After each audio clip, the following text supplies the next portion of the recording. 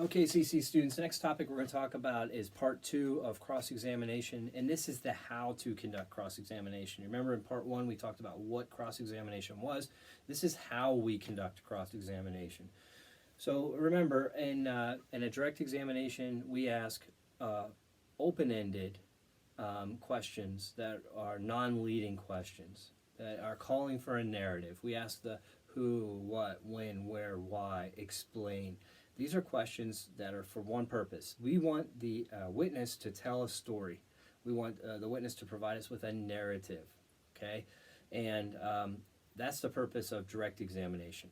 In cross-examination, though, we're asking leading questions. And the difference between direct and cross-examination, we use the leading questions on cross-examination, and these questions are suggesting an answer.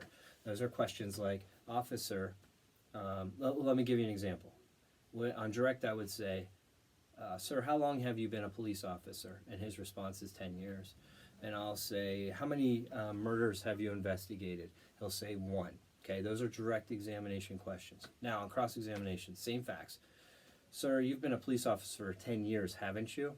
And isn't it true that you've only done 1 murder investigation?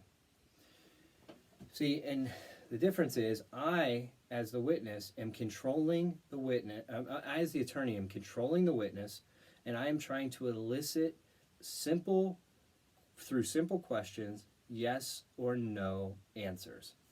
And these are yes or no answers that we're going to vary our questions to get yes or no answers. We're going to ask for facts one at a time. You've been a police officer for 10 years, haven't you? Wait for the answer. You've only done 1 murder investigation, haven't you? Wait for the answer. Isn't it true that the last murder investigation you did, blah, blah, blah? Okay. We're going to vary our questions. We won't just ask, isn't it true? Isn't it true? Isn't it true? You're going to ask questions like, you would agree with me, or the murder scene was polluted, correct? Or isn't it true that you didn't follow protocol? We're going to vary the type of question, but the answers are always, what we're looking for is always the same, yes or no. And unlike direct examination, where we put the focus on the witness, so remember I said the attorney asks questions and gets out of the way and lets the witness testify to something?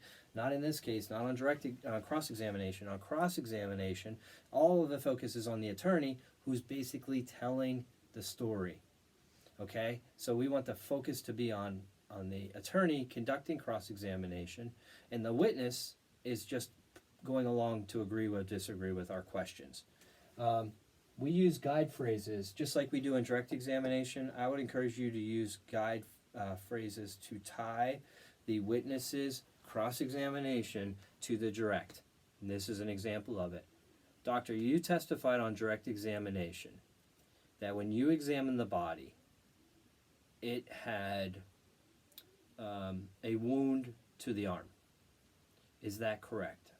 Now, I'm using guide phrases. Look, I'm drawing you back to your direct examination. You said this on direct examination. Is that what you said?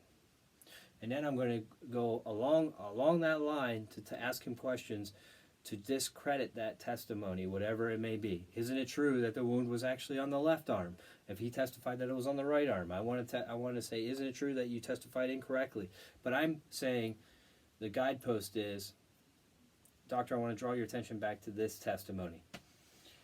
Always, here, I can't stress this enough too, along with leading questions. There's a pathetic star there, but always know the answer that the witness is going to say. Sorry for the glare. Always know the answer. So when you ask a question, you know the answer that the witness should give. Whether it was based on their witness statement or their testimony, but especially when it comes to their witness statement or the exhibit, if you're asking them a question related to that, not only know what you want them to say, but more important, or just as important, is where do you find it? So that if they testify some way that you weren't expecting, you can use the evidence that you have, the witness statement, to discredit their testimony. So you want to know what you want them to say, know their answer, and know where to find their answer within the mock trial packet, so that you can use that then to discredit them, to impeach them. And we'll get into that on impeaching witnesses in another video. So what do you do if a witness, what if you don't get the answer? Remember I said always know the answer you want. What do you do if you don't get the answer you want? Really simple. Ask the question again. And this can happen where a witness just is non-responsive to your question, and they want to give, you ask for a yes or no answer, and they begin to go in this narrative. Officer, isn't it true that you've been a police officer for 10 years? Well, yeah, but I've also worked as a security guard for 15 years. So you would re-ask the question. Officer, I didn't ask you about being a security guard. I appreciate that information. But you would agree with me, regardless of how long you've been a security guard, you've only been a police officer for 10 years. Is that correct? Yes. Okay. So you want to rephrase the question. And sometimes I use their answer, like I just said, thank you for that information about being a security guard, but I want to talk about you being a police officer. So I'm going to rephrase my question. I'm going to ask it again. I'm going to rephrase it. What if they're rambling on and they just keep talking and it's hurting your case? There's a couple things that you can do in cross-examination. You can object to their answer, and it's in your mock trial. We'll get into that in a separate section about objectives, but they're not being responsive. So you can, one of the objections you have is not responsive. I object, Your Honor. Their answer is not responsive. And you'll probably get a favorable ruling from the judge on the objection. The other thing, too, is here's a couple things I would do. I will let it go. If it's not hurting me, I let it go. And then I break it down and I say, clearly this person did not understand my question. So on that example of, you've been a police officer for 10 years, but now they're talking about being a security guard and they're talking about all these other things. Okay. Officer, thank you so much for the background information. Just want to make this really simple. I'm going to ask you a question, and it only calls for a yes or no answer. Can you do that? Are you able to give a yes or no answer? Now, they'll probably object to that, but that's okay. And you say, okay, I'm going to ask this question.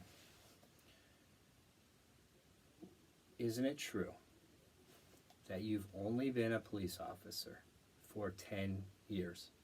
Now, look, if they continue to do that, let it go. And the reason you let it go is I'm going to make you answer that question the way I want you to, whether it takes all day. But if you continue to ramble, you might give me some other information, and I might use that later against you. Here's another tip, and this works really well.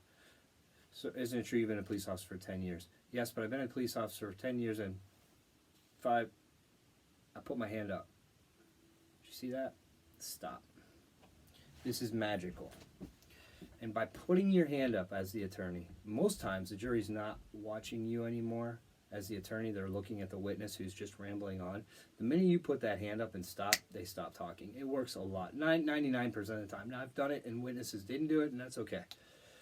So you put your hand up, they stop. Officer, I'm going to ask you the question again. Isn't it true you've been a police officer for 10 years?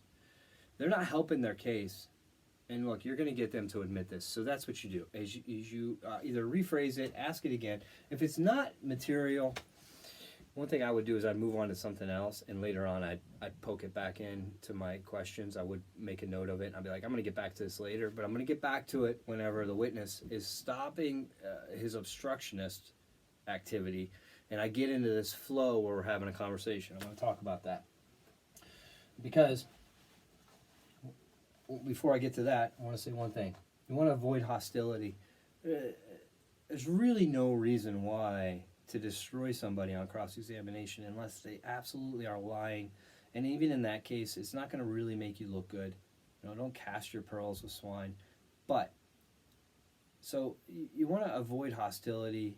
You want the jury to see the witness being hostile towards you. You don't want to be going hostile. And I've also found, I've done a lot of cross-examination in my career, a lot of bench trial and a lot of jury trial cross-examination. What I found is that if I do it where I'm making the witness feel comfortable, we'll talk about that in a second, I'm going to get the answer I want. I don't have to go hostile. You know, we're not doing cross-examination by throwing chainsaws at the person or hand grenades at the person.